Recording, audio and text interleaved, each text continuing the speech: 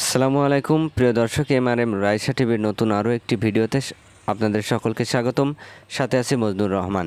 আজকে আপনাদেরকে নিয়ে এসেছি খাসকরা ইউনিয়ন পরিষদ প্রাঙ্গণে, যেখানে যে জায়গাটি আপনাদেরকে ঘুরে দেখাবো তার আগে বলে নিই, খাসকরা ইউনিয়ন পরিষদের সামনে দিয়ে চলে গেছে সরোজগঞ্জ রোড এবং খাসকরা ইউনিয়ন পরিষদে ঢুকতে পূর্ব দিকে রয়েছে খাসকরা পুলিশ ক্যাম্প, আর পশ্চিম দিকে রয়েছে পরিত্যক্ত গনিশা কিন্ডারগার্টেন স্কুলের পুরনো ভবন। তো আমরা চলে যাব ভিতরে আসতেই ডান সাইডে, অর্থাৎ খাসকরা ইউনিয়ন পরিষদে ঢুকতে পশ্চিম সাইডেই সুন্দর একটি বাগান চোখে পড়বে, যেই বাগানটি দৃষ্টিনন্দন একটি বাগান।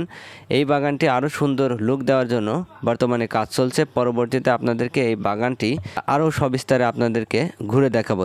তার আগে আজকে যেহেতু এখানে এসেছি, তাই আপনাদেরকে কিছুটা হলেও আজকের এই পরিবেশটা আপনাদের সাথে শেয়ার করতে যাচ্ছি। তো প্রথমে আমরা বাগানে চলে এসেছি।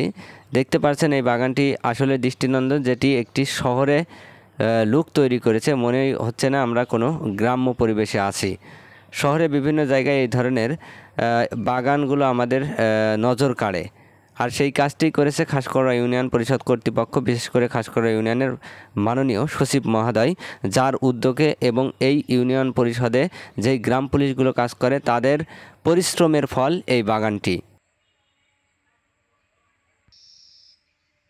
এখানে বেশ কিছু ফুলের গাছ রয়েছে, যেগুলো দেখলে আসলে ভালো লাগে। পাশাপাশি এখানে রয়েছে গোলাপ ফুলের বেশ কিছু গাছ। বর্তমানে এই গাছগুলো পরিচর্যা করা হচ্ছে, পরবর্তীতে হয়তো ফুল আসলে এই বাগানটি আরও সুন্দর একটি লুক নেবে। আর এই বাগানের ভিতর থেকে দাঁড়িয়ে যদি আপনি খাসকরা ইউনিয়ন পরিষদের দিকে তাকান, তাহলে দেখতে পারবেন খাসকরা ইউনিয়ন পরিষদটি আপনার চোখে নতুন মাত্রা যোগ করবে।